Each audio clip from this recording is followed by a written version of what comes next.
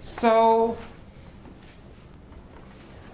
the first step, as we were just talking about, is to define the problem. And it does need to be specific, kind of help it reduce the vagueness. People may say, well, I'm lonely, that's my problem. Well, I get that, and I understand that, but that's pretty broad. And it's kind of indistinct. It's not kind of quantifiable. So, but maybe if they say, I don't see my friends often enough, that's something you can get your hands around. That's something specific. So one of the things for us to kind of remember as we're working with people, it needs to be kind of objective rather than a feeling.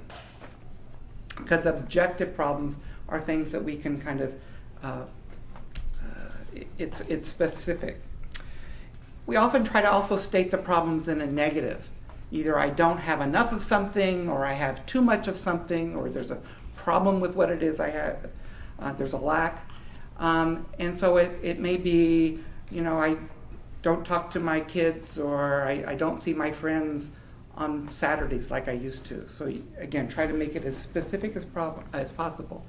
And sometimes, as Stacy said, one thing leads to another, and all of a sudden they're kind of overwhelmed with this huge mountain of problems and issues. So our role is to help them kind of, get the pickaxe out and break that mountain down into kind of more discrete, solvable issues and smaller pieces. The other thing the problem needs to address is that it's something that they have control over, something that they can do something about. If they say, my kids don't call me often enough, well, as I told somebody last week, I'm sorry you've got rotten kids, but I can't do anything about them, You raised them. Yep. No. The kids aren't in the room. But if they say, well, I don't talk to my kids often enough, that's something they have control over. They can place phone calls. So it really is helping them frame the problem as specific, as kind of quantifiable, if you will. It's an objective, it's not a feeling, and it's something that they have control over. So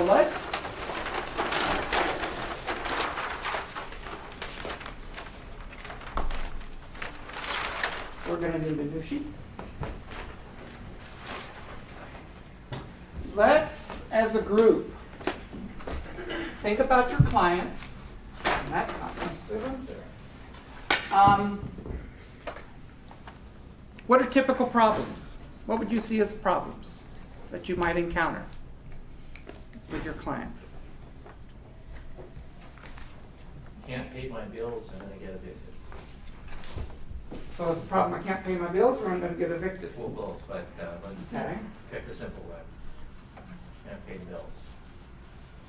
Can't pay bills. Let's go ahead. May get evicted. What's other problems? I can't get to the drugstore for my medications.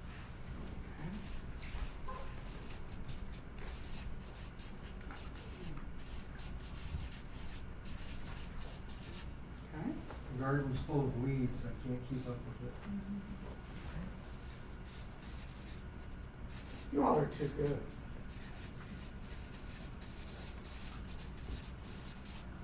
You must have Can't heard me. stand my doctor, but they won't let me see anybody else.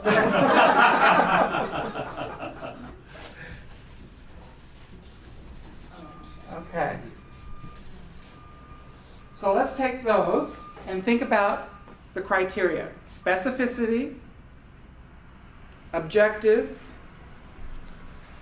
something they have control over. Paying bills. Does that fit the criteria? Yeah.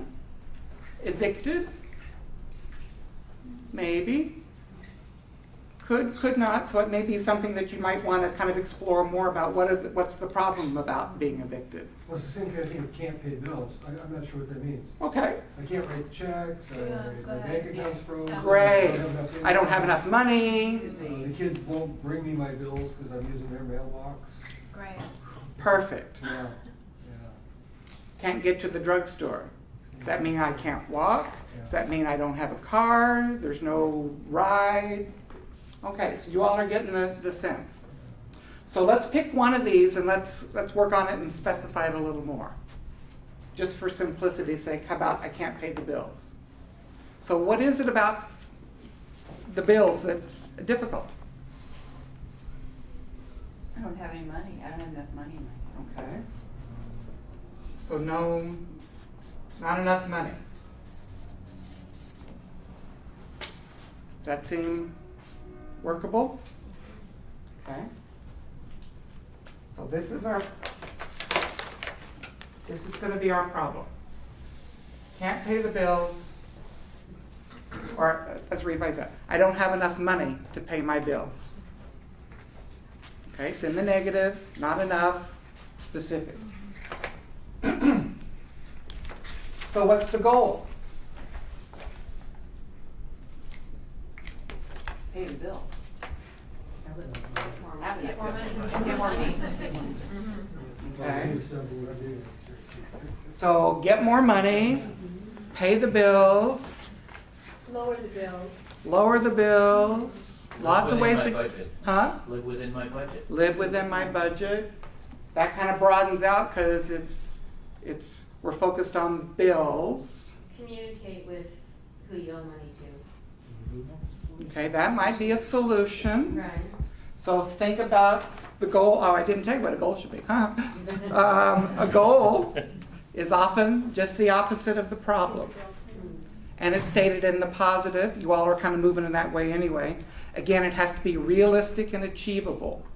Because you want the client to experience success. But this is where the finesse comes in as you as the counselors kind of allowing their autonomy versus any concerns that you may have about that. You know. So if I don't have enough money to pay my bills, you think in a client mode. I don't have enough money to pay my bills. So what's your goal? Get enough money. Get enough money. Or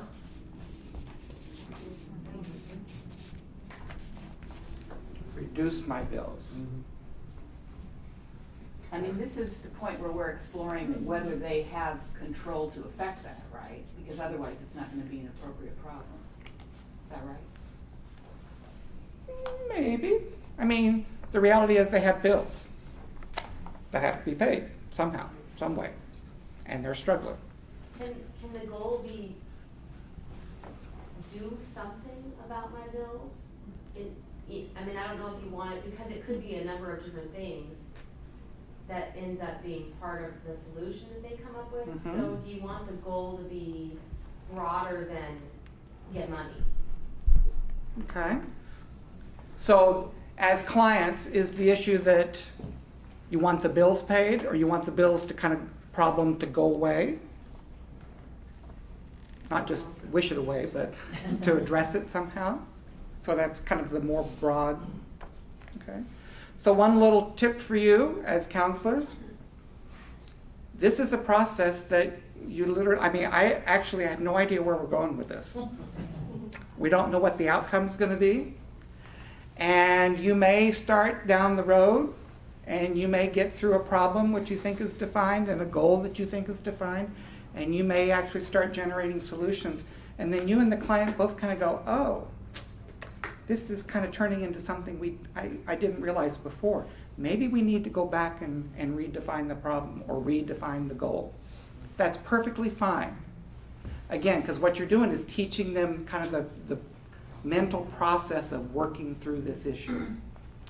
And if I were with a client and we just had this kind of conversation, I'd say, okay, well, do you want the goal to be, pay them enough to not get evicted, or just pay them, or get more money? What do you think? And usually, people will begin, especially when they've done it a couple of times, they'll begin to kind of say, I just need this, and they'll say, I just need to find a way to get more money, or I just need to find a way to not lose my housing, and they kind of pick it. And then you go down your merry path. Right. But a lot of these could be just fine.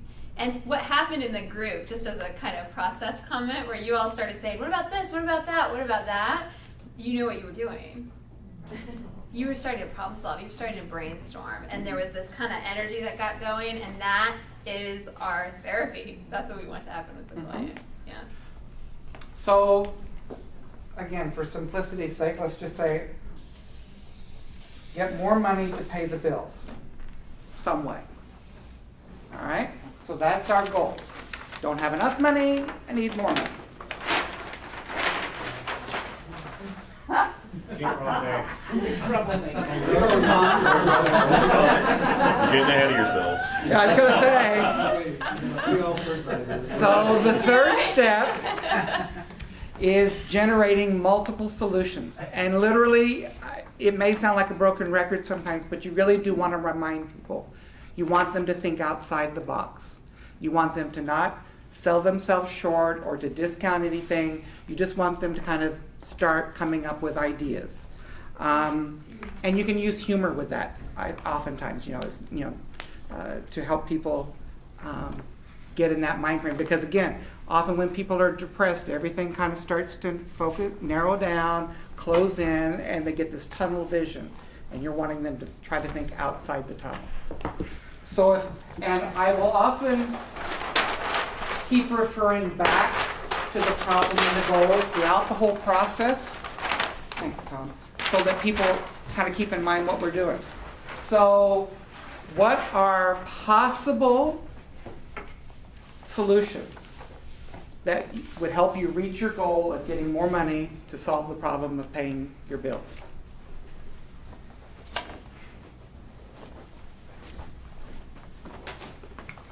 Yes. Cash in a CD if they have. Okay.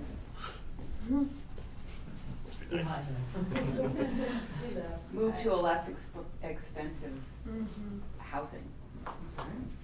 Did I hear bank robbery? Yeah. Yeah, we okay, did Robert. everything Robber from bank. selling Why do houses. big robberies always come up in the trainings we do? It's Tom. He does it. He's a problem. You inspire the problem, creative problems. And I literally would write that down. Yeah. Honestly. Oh yeah, totally. So somebody else had? I'd say for some of my more experienced clients, calling a social service agency to see if they can get help with their phones. Okay.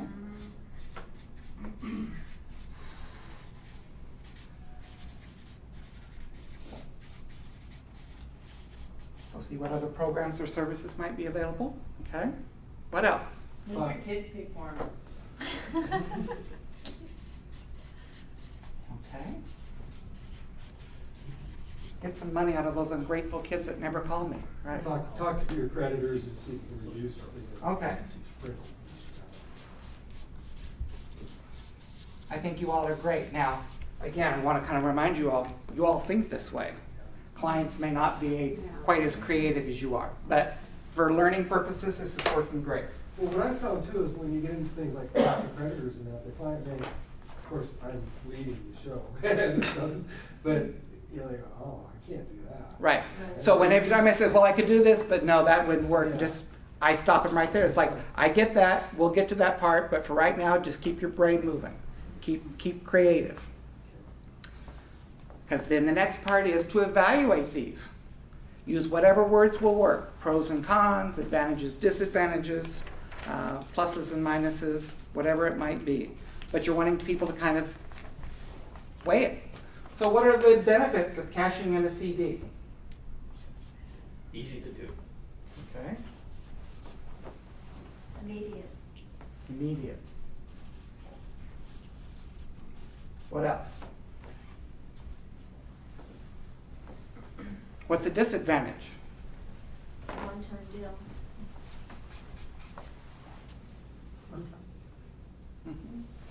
Once you spend it, there's nothing else. You know, you may run out of money completely, not have enough to live on. Okay. All right. What about move to less expensive housing? What are the advantages? Less bills. Yeah. Long-term solution. Less bills in the sense of less monthly housing? Okay. Yeah, Let's say rent, for lack of a better word. yeah. Somebody said something else. Oh, long term? Okay. What are the disadvantages of moving to less expensive housing? Hassle. Physically impossible. Unrealistic. No, Unsafe neighborhood. I'm disabled, I can't do it by myself. Don't have enough Doesn't money for exist. deposits and food last month. Okay. I can't, there's no more room to write. All right. What about robbing a bank? What are the advantages? Fun. Money. Fun. We could be the, whatever that grandpa robber or whatever it was. Fun, money, quick. Okay. What are the disadvantages of robbing the bank? Prison. Room and board. Oh. Is that a disadvantage or an advantage? So maybe you did solve that problem. That's a good one. You meant to put that under advantages. 3 hots and a cot. Ah. Free room and board. Okay. That was in the Seattle, that was, yeah. What about calling social service agencies to find about other programs that you might be eligible for? Well, this is where shame comes in, what I see a lot with older adults. I'm not calling asking for help. Okay. This is embarrassing. Right, I get Especially that. when it comes to money stuff. Yeah. Yeah. Yeah. So that might be a disadvantage, that there's kind of sense of shame for that. Are there any advantages of it though, if you got past that? Might work. Might get some help. So there might be something out there. You might learn of long-term programs that can regularly help, Okay, so it has the potential for being more than a one-time deal. okay. So And as you go, this thing you're bringing up of people saying, I can't do that because of this, you're sort of gently prompting with tremendous repetition again and again. Okay, so either ignoring the I can't, or just say, okay, so that would be embarrassing, you write that down. You might actually say, oh, right, remember this is the part where we're gonna just write down the pros and cons and you'll get to choose later. You might say something like, gosh, we tend to so much do just this, criticize every idea we have, so that you never get a chance to evaluate. So let's put that off and do that in a minute. There's all kinds of ways, and you'll find language that works right. with your client and for you. But you're just prompting and reminding again and again to put off the I can or it won't work and just put the disadvantage. And then you go back again. And it's this repetition. I like to think it's like you're growing a new skill in the brain. So of course you have to repeat it a lot. I often tell people, sometimes when we're depressed, if you can use that word, all we can focus on, all we usually notice and pay attention to is the negative part. So let's give equal time to the positive part and kind of challenge yourself to think about what might be some advantages.